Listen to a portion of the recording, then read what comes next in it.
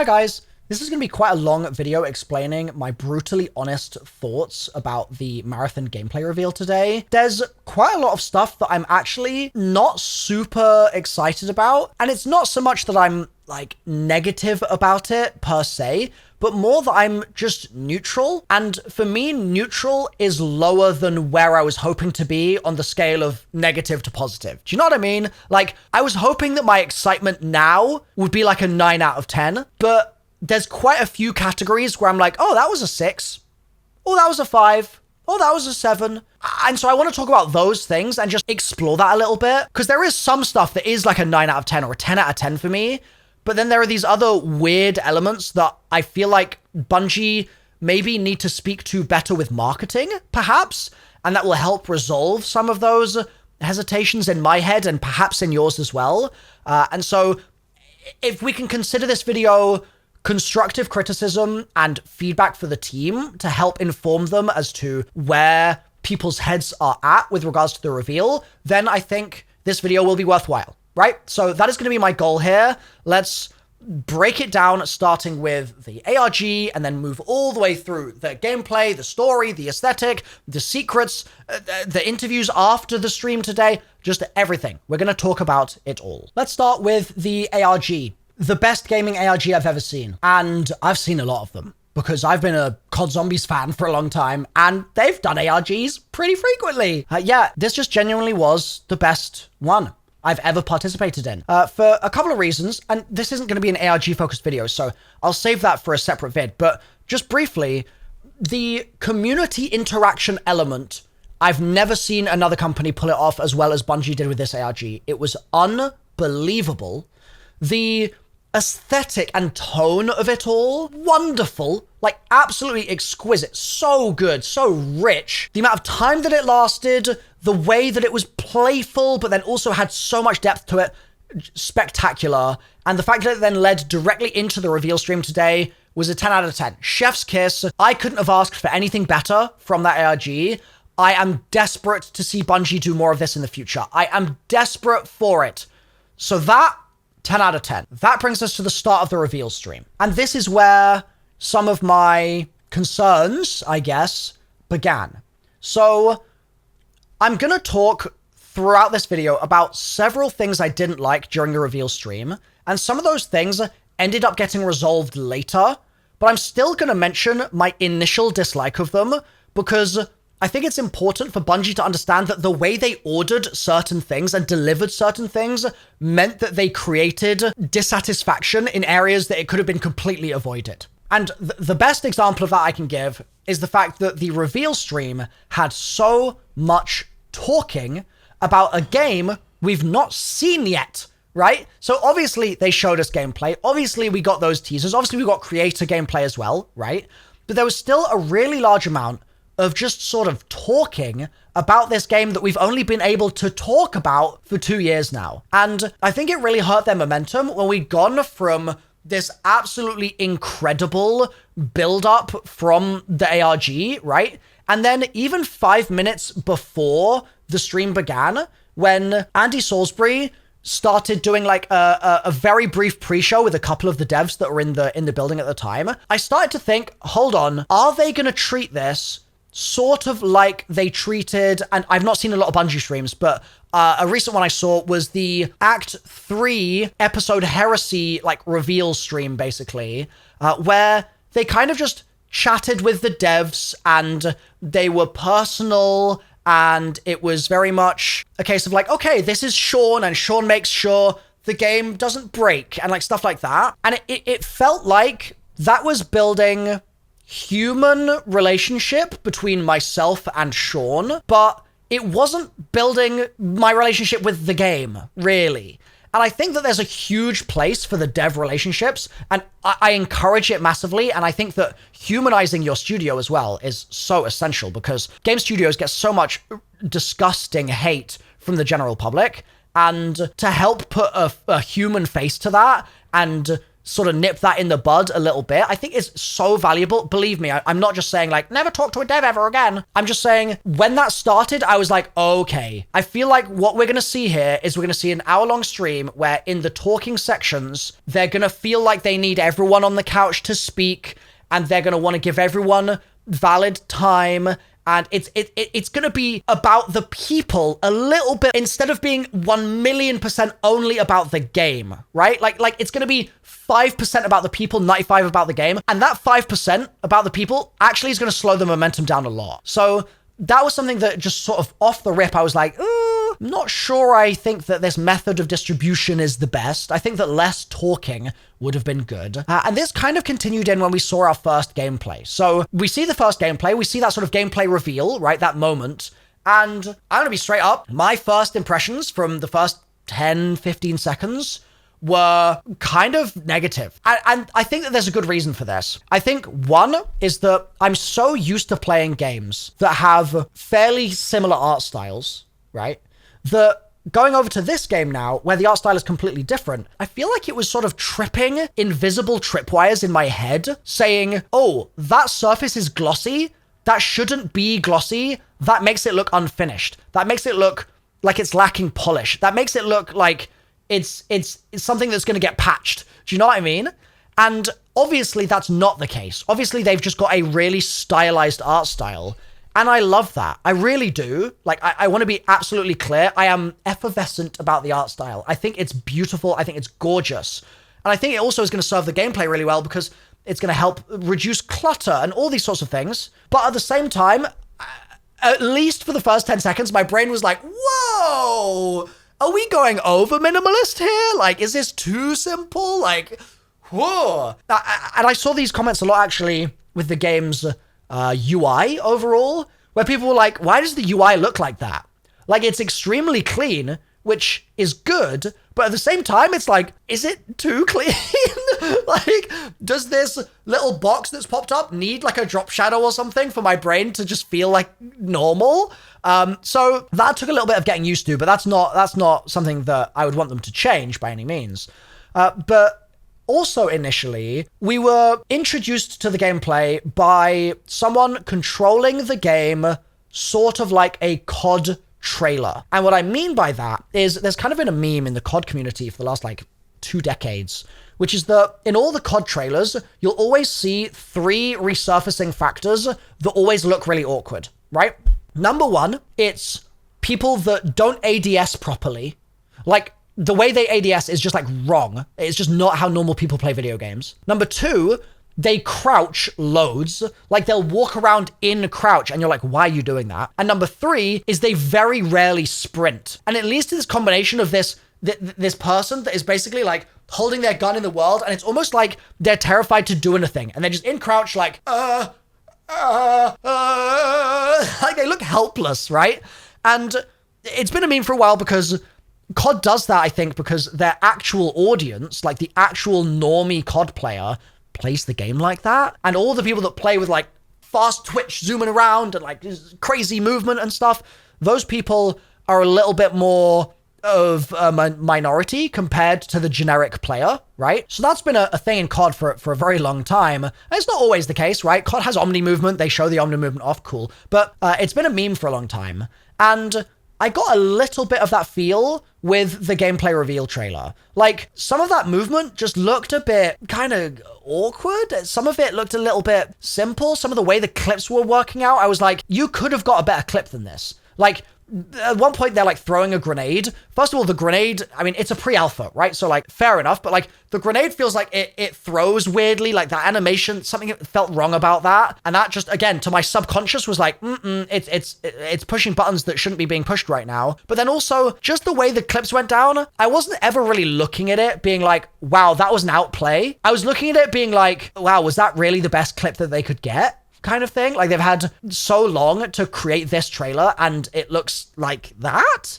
And again, I'm not just trying to sort of blindly hate here on the game. I'm just saying that what I think that's meant by selecting the clips that they selected is that people have seen that and they aren't really seeing the thrill of the game that Bungie is saying and the creators are saying is there. So we'll come back to that in a second, but just to sort of finish off that point, that means overall, my first couple of minutes of impressions were like, I think this looks good, but I don't think this looks spectacular. I just think it looks good. And in a market which is harder to release a AAA video game in than maybe ever before, and more expensive to release a video game in than ever before, is just good, especially from Bungie, gonna be good enough? I don't know, right? So that was my at least initial vibe check. And it was weird because in contrast to that, like the storytelling they've done so far, the little snippets of story stuff that we've got seems extremely enticing, like very much so. The ARG especially was really rich. And so from a story perspective, I'm like, okay, I look like I've got a lot to gorge myself on here. Like this does look really strong. This does look like 9 out of 10, 10 out of 10 story sort of potential, especially that short that they showed at the end. Oh my God, amazing. But the core gameplay itself is maybe a bit more important than the story. And that was just sort of in kind of it's fine territory. And so I think what that means is that for all the folks watching at home, I keep seeing this sentiment on Twitter and in comment sections, etc., being like, I think I just need to try it for myself, right? I think I need to try it for myself to evaluate. And I think if you release like what is intended to be like a bombastic, exciting trailer for a game, and people's first thoughts are, I think I'd need to try it for myself. I don't think your trailers succeeded, you know? I don't think you've made them excited. I think you've actually kind of confused people because they're not immediately going, I see why this is sick, right? So to lean into that point a bit further, what is the hook of Marathon? What is it? Is it just that it's an extraction shooter? Okay, we've got a ton of those. Is it that it's an extraction shooter set in space? Okay. Is that enough on its own? I don't think it is. I feel like there needs to be a sort of central idea, a system of some kind, or some kind of just gameplay feature, which is the sort of thing that if you interacted with it in game and you thought it was incredible, you'd tell your mate about it in school the next day. Or your coworker at work, you'd be like, dude, there's this new game and like you can do this thing and it's just like so insane. What is that in Marathon? Because I can't figure it out. And I've watched all of the teasers and stuff, and I've watched all the creator gameplay that I can, and I'm seeing an extraction shooter, and I'm seeing maybe a good extraction shooter, but I'm not seeing special. I'm not seeing like Bungie magic, and I don't know why that's the case. Like, okay, you can load in and then you can take out other teams and you can exfil with loot and you can load back in, but like we're treading water here, no? So maybe this is fine, right? Maybe it's not a problem that it's quite tame in this regard, and it's just going to be marketed in such a way, and it fills a gap in the industry in such a way that it will actually just perform great, right? Alternatively, maybe there's a load of stuff under the surface that is Bungie magic that we're not being exposed to right now, that we're not getting a chance to see because, like I said, we're sort of not seeing the special stuff. We're not seeing the electric moments in the teaser. We're kind of just seeing like, that happened, okay. And I think this dovetails with some of the criticism I'm seeing online right now about the game's rumored price point. So we know it's not going to be a free game. We know that. That's confirmed. We know it's going to cost some amount of money. We don't know from Bungie themselves whether it's going to cost any specific price, right? We don't know the price they have in mind.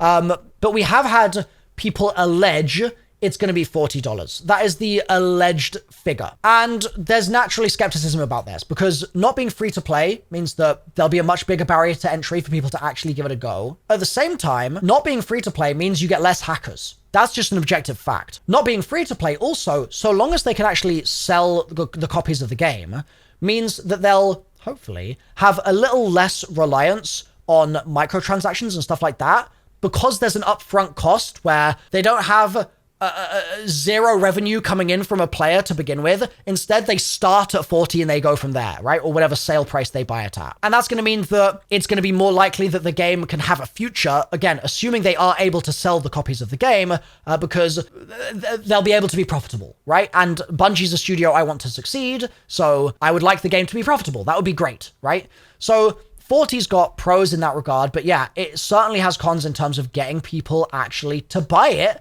And I don't know in the extraction shooter space if, again, a tame extraction shooter is going to be worth $40. I think a tame one might be worth free to playing and then buying some skins on. But for the 40, I think there needs to be more of a hook there, and I'm just not feeling it right now. Now, this might all sound quite negative, right? But there is still a huge amount that I do want to be really positive about. The sound design, for example, throughout all of the trailers, teasers, gameplay, all of it, immaculate. Genuinely, my only fault, and if this is such a nitpick, my only fault, I would say, is I think I might like hit registration and hit marker indicators and sound to be tweaked a little bit. I think there's room for that to be better right now, just from what I've seen so far. But other than that, I think that the sound is genuinely perfect. It sounded so amazing. I love what they're doing with the soundtrack, all the songs that they've composed for it. I've had Code Racers on loop basically for 2 weeks now. It's been so unbelievably awesome to fall in love with a video game soundtrack like this before the game is even out. And I think Bungie really deserves some credit for that. So the sound design so far sounds spectacular. And I also really liked the Twitch category incentives that they did during the reveal stream. Specifically, the little cat badge was really cool. It's a really great way to big up your whole community. I know Bungie's experts at this with Destiny, so I think they did a really good job there. The fact that they raided Scarrow after the stream, really cool. And the fact that you could get the in-game Destiny banner or emblem just for watching for 15 minutes, also awesome. I think that they cooked there, and that's something that I really hope that they continue to do in the future. Now, with extraction shooters, one of the biggest questions that you're going to ask is about anti-cheat, right? And this is another one where we got so much talking during the reveal stream, but it again felt like it was talking a little bit about the devs themselves, and I think that hurt the stream because we didn't need, like, who's your favorite runner to play as. Like, that, genuinely, in my opinion, is a total waste of time, that question. And I say that with no malice. I hope that doesn't come across the wrong way. But I think it's a waste of time because you're telling us about a game we haven't played yet, right? What we need to know is stuff like, is it going to be flooded with hackers, right? Presumably the answer to that is no, from Bungie's perspective. And so what we then need to know is, how are you going to make that happen, right? We need to know what your anti-cheat is going to be. We need to know that you're taking it seriously. We need to know that you've got these, and these measures in place. And to not focus on that as a key component of the reveal of an extraction shooter in 2025, when extraction shooters to date have lived and died by how good their anti-cheat is, feels like going in the wrong direction for their initial comms sort of outing, in my opinion. And it just so happens that I got a chance to interview a Bungie dev after the stream, and I asked him, what's the deal with anti-cheat? And basically, they don't have kernel-level anti-cheat, and they do have a load of new technology inside their engine, which is going to mean that because stuff's happening server-side, they have like a server-side truth checker. That should mean that, like, if someone's got walls or something, that should just sort of be impossible. But, like, it was explained in a way that was over voice comms for, like, 60 seconds in a 20-minute interview. If they'd spent 3 minutes on that during the stream, people might be like, yo, they're tackling anti-cheat head on. They're going to make a really big deal of it. Bungie, right? Like, they're telling us what we really need to know here. So I think there was room for things like that to improve as well. And I also think that knowing who your target audience is something that generally was a little wonky in some parts of the stream. So we had this ARG leading up to this, and just candidly, the ARG audience was like at least 50+%, probably much higher, the Destiny audience. Like, I was an outlier. I was an exception, being like the zombies guy that was here.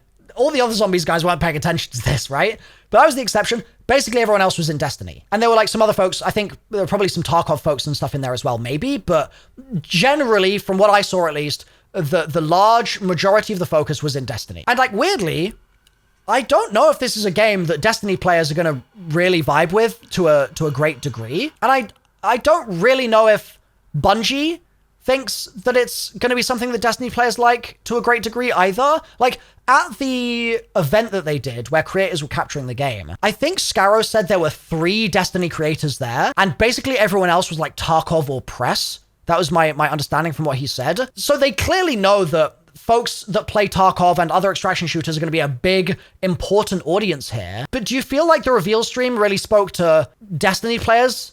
Not massively. Tarkov players? Not massively, I don't think. COD Zombies players like me? Not at all. So, like, it was sort of like, who is this for? And I think the lack of hook in the game that I'm seeing is then being visualized in the lack of direction for the stream in that way, because it's like, okay, if it had a hook, it might be easier to describe who it is for. And it's because the hook is not there that it's a little harder to define that. And so you end up with a little bit more of a broad brush nebulous thing. But that means that when you're broad brush nebulous, you miss out on some of the questions that some of the hardcore Tarkov folks would really want to know, right? Stuff that would be almost basic questions for them. And to be clear, I'm not a Tarkov player. I'm going to give it a go in the next couple of weeks probably, so I will be soon. But I have never played the game before. And so I was talking to my chat, trying to get questions to ask this Bungie dev. And things were coming up like, can you scav? And if you're scavving, do you spawn in late or do you spawn in sync with the other teammates? And is there a black market that's like a player-controlled economy? And are there secure loot caches? And will there be trading in the game? And are there going to be seasonal resets? Like, is it going to wipe every season? And do you have like a hideout situation? And like stuff like this. And I think that this is something that a lot of Tarkov folks probably want answers to. But very little of that was covered during the reveal stream. Again, and I'm not saying they have to sit there during the reveal being like, here are 5 ways we're like Tarkov, right? But what would have been good is to give Tarkov players something to be really thrilled about. But instead it was sort of a little bit more like, I like moments where I'm playing as the character with stealth and I stealth, you know? Like, I like picking an off angle when I'm stealthing. That's not exciting. That's just like any game that's released in the last 10 years. You know what I mean? And then almost on the opposite side of the Tarkov community, right? You've got the Destiny community who are probably going to be a lot less skilled at this kind of game than the Tarkov community. They kind of need to know, like, are they going to be getting absolutely clapped the entire time? Like, what's the plan for like aim assist type stuff? What's the plan for skill-based matchmaking? Right? Is there going to be a ranked playlist? Turns out there is a ranked playlist, which I discovered in the interview because I asked a question about it. But again, it was like, wouldn't that have been good to surface during the reveal? Like even a sentence or like even just some visuals of something to kind of help convey that information. And so I'm sort of left being like, well, I don't really know what the experience is going to be like if I am not the best at the game. Like, am I just going to have to borrow loot from my friends all the time? Because there's loot borrowing as well, which also wasn't mentioned during the reveal stream. Like, none of those things were there. That's another thing that I felt was weird, was like, it was sort of assuming you both did and didn't know what extraction shooters were like. Like, there were parts of it where they were sort of over-explaining how an extraction shooter normally behaves, but then there were other things where I, as someone that's only played like DMZ, basically, I had a lot less familiarity, and so I was sort of sitting there going, hold on, like, what is the kind of flow going to be in terms of if I've got no loot and I do a faction-sponsored run, like, what does that mean, right? They were sort of assuming I had that knowledge, so I would assumedly have played Tarkov and have scavved before in Tarkov, and they would know that by faction sponsored, they meant sort of scavving, but then at the same time, they needed to explain, like, you have extraction beacons. Do you see what I'm saying? Like, it's a question, I think, of not really having a clear picture of who the target audience were for that stream. So there's the Tarkov folks over there, the Destiny folks over there, and then there's me with COD Zombies and Easter eggs and stuff like that, right? And this ARG really spoke to me, so I was like, oh, maybe that means the game is going to have some stuff for me in it, right? And similarly, with the PvE Destiny people that like raids and like puzzles in raids, they're also sort of kindred spirit to mine, and so they might also be interested in that sort of stuff, right? So one of the questions I asked after the reveal stream to the dev was, like, are there Easter eggs in the maps? Like, what's the deal with the ARG? Are there going to be more ARGs? And basically, his response was to say that the maps are aspirational, which seems to mean that there's basically stuff you can do in the map if you know how to do it, and you can aspire to then do stuff with that information. So like, maybe I know how to unlock a key card on a certain door and get into a certain area, and then the aspiration might be like to take down a certain boss in there and get some cool loot. Something like that. So that appears to be the puzzly type stuff that they're putting in. But even this, I'm in a weird position with right now, and this is coming from the perspective of someone that just loves puzzles in general. Because on the one hand, I'm like, okay, puzzles, sick. On the other hand, I'm like, is it going to be really annoying to try and do puzzle stuff while I'm getting shot in the back by other players? It's probably going to be pretty annoying. And the Bungie devs' reaction to sort of this particular topic was basically saying, like, we thought about it and we felt that it would be the most fun having another player there as sort of pressure, right? And I can totally see that. And from DMZ, there were moments where that was true. But with Bungie puzzle solving, I feel like if there's actual complexity to the puzzles, that's going to mean that I'm going to want players there less. And if they're really simple puzzles, then it's not going to feel like actual puzzles. It's just going to feel like sort of steps that I'm going to have to memorize to do random stuff, which I could otherwise have gotten from some other easier means in any other game without having to like jump through hoops, you know? So it's another one where I'm a little bit like, you're saying you're doing puzzles, but you're not showing me anything to really excite me about puzzles. You're sort of saying like, it has to stay a secret, otherwise like it wouldn't be a secret anymore, but that's not helping excite me. Do you know what I mean? So I have to kind of have blind faith that there is something for me in this game. And that's not a great way to sell copies of a game, you know? The ARG was amazing, but a lot of the time, these ARGs, just as an example, a lot of the time, they're actually designed by like external studios, right? Like Call of Duty doesn't make all of its ARGs. They have a studio that will come in and do it for them, like an agency will do it for them, right? And so let's say that was the case with this. And I was like loving the ARG and it was great. Would I then be able to map my experience with the ARG puzzles to the game? Hell no, right? So it wouldn't make sense for me to just blindly assume that they'll be there when we have no evidence of suggesting that. Now, it's early days. It's early days. They've just revealed gameplay. Much of this might change. But still, I'm a little bit right now, like, I feel like if the puzzles are, okay, I can, like, activate a radio signal here to open a door, and then, like, after 60 seconds, the door closes or something, I'm just going to sort of be like, meh, you know? And that's, again, another one of those things where I'm like, what's the hook? Like, if the hook was PvPvE, but the PvE element of it is extremely in-depth, and they're really leaning into that in a massive way, and here's an example, hell yeah. But we didn't get any example of that today. And not only that, we didn't really even get tease of an example of that today. It just felt like it wasn't there. So I said I wanted this to be constructive, right? I said I wanted to try and make sure that there was stuff in this video that Bungie could take, internalize, and then respond to, basically, not directly to me, but just respond to with their overall approach and strategy over the coming months, right? I know much of that is already going to be set in stone, but if I can even make a 1% difference here or there, then I will sleep easy knowing that I've contributed, right? In the same way that during the reveal stream build-up, I noticed with my chat that they were only streaming at 4K bitrate, and we contacted Bungie and we got them to up the bitrate to 6K bitrate instead of 4. So the stream was 50% less crunched than it would have been because we managed to kind of get that information to them, right? And that's what I'm trying to do here as well. I'm just trying to take away some crunch. So first of all, I would say that you had a tough job, right? With the reveal stream of having to both inform people and excite people at the same time.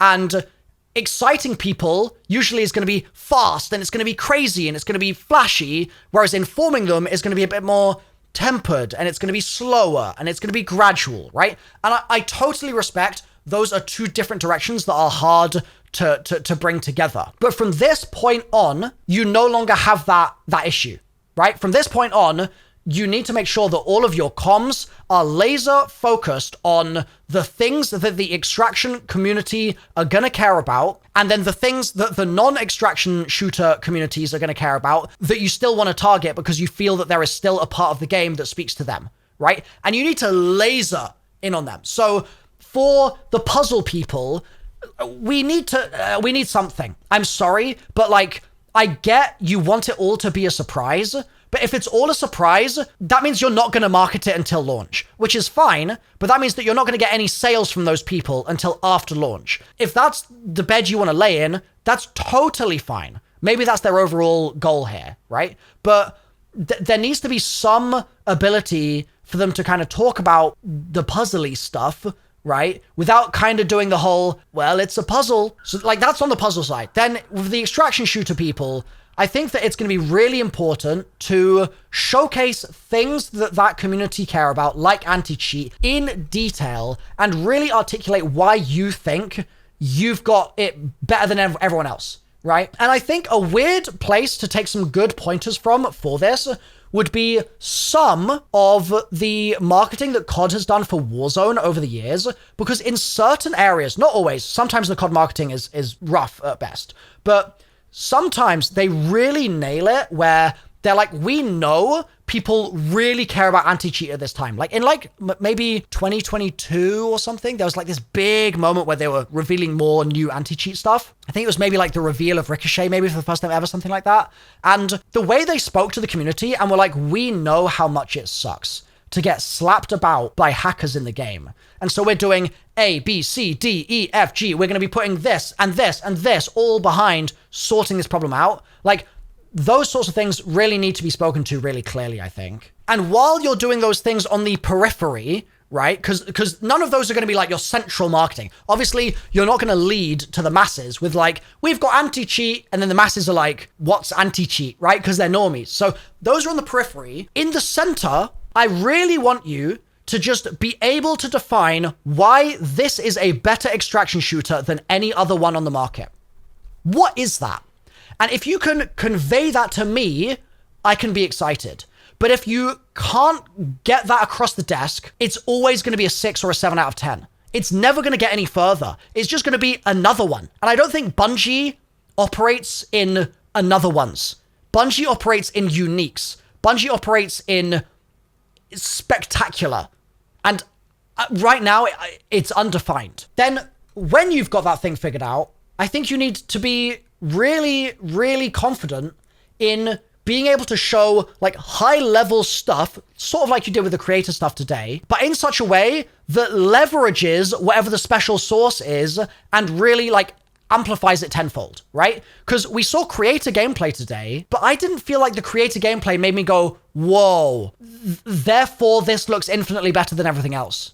Do you know what I mean? And so if you think that the most special part of the game is the puzzle stuff, for instance, right? Then like the creator gameplay should have people having their minds blown. Like we need to see people's minds being blown so that we can then at home be like, wait, if they're having their minds blown like that, imagine all the other ways I could have my mind blown, right? I currently don't feel like I really had any of that sense of, ooh, if I was in their shoes, I would feel X today. Like I saw Dr. Lupo jumping around with that jet jump on, I think, Locust and shotgunning people. And that looked fun. Don't get me wrong, it looked fun. But there was no element of that I saw that I was like, this is something I have to do now, right? Or this is something that I can do in no other video game. And it's the, I have to do it now, and I can do this in no other video game that will get pre-orders, right? So I really hope that can be leaned into. And I also think that as much as I want you guys to continue to humanize the studio and the devs, and I do think that's wonderful, and I think Bungie's heart is completely in the right place, I think that it's worth just being a little bit more ruthless with when you say, okay, this is going to have to be a shorter overall reveal stream and therefore be much tighter versus one which feels like people are kind of waiting for the devs to stop talking so they can see gameplay again. And that means then that because we won't be getting a lot of the sort of dev humanization stuff in those moments where we just want like the hard and fast gameplay or whatever, we'll have a lot more patience and interest for the dev stuff, I think, in the other moments where that makes more appropriate sense. Because we'll be like, oh, sick, okay, this feels like this is its place. Right? Whereas it just didn't feel like it was its place so much today, in my opinion. I also think, and this is going to be maybe controversial, but I think it might be worth doing a beta after the alpha so that people can get a short taste of the game for free, just a short one, maybe like a 3-day beta or something, because that might then help bridge the gap to it being a paid title, where you get the benefit of the virality of free to play. Everybody can get in on the beta. Everybody can get a little taste. But then the upsell basically is, okay, and now for the full game with more maps, more content, this, that, and the other, you need to pay us the $40, right? And I can't really think of another way to help negate that problem without doing basically an open beta of some capacity. So I think I'm going to encourage them to do that too. I know there's already been rumor of it, so I'm sure it's being considered, but I would just sort of encourage that on my side of things as well. I think that would be a helpful marketing vehicle for the game. So I've been critical in this video, right? But it's the sort of stuff that if I wasn't doing it, I wouldn't be being honest with you guys about my thoughts on stuff. So it's important to me to be honest. But it's also important to me to try and get that across as constructively, like I said, as possible. So I really hope that it's come across that way. And I want to be abundantly clear that I'm not saying this and being like, and therefore I'm not interested in the game, right? I'm extremely interested in the game right now.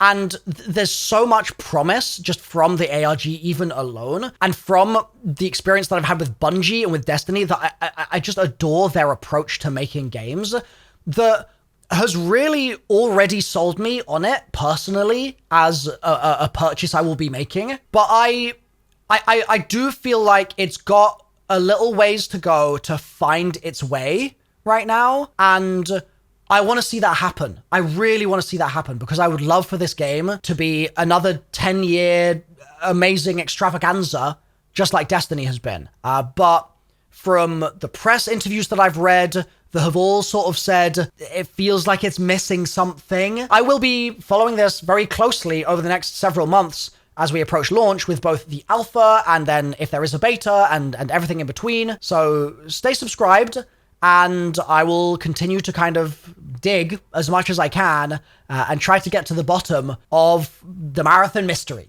So thanks for watching, folks. I will see you next time. Bye for now.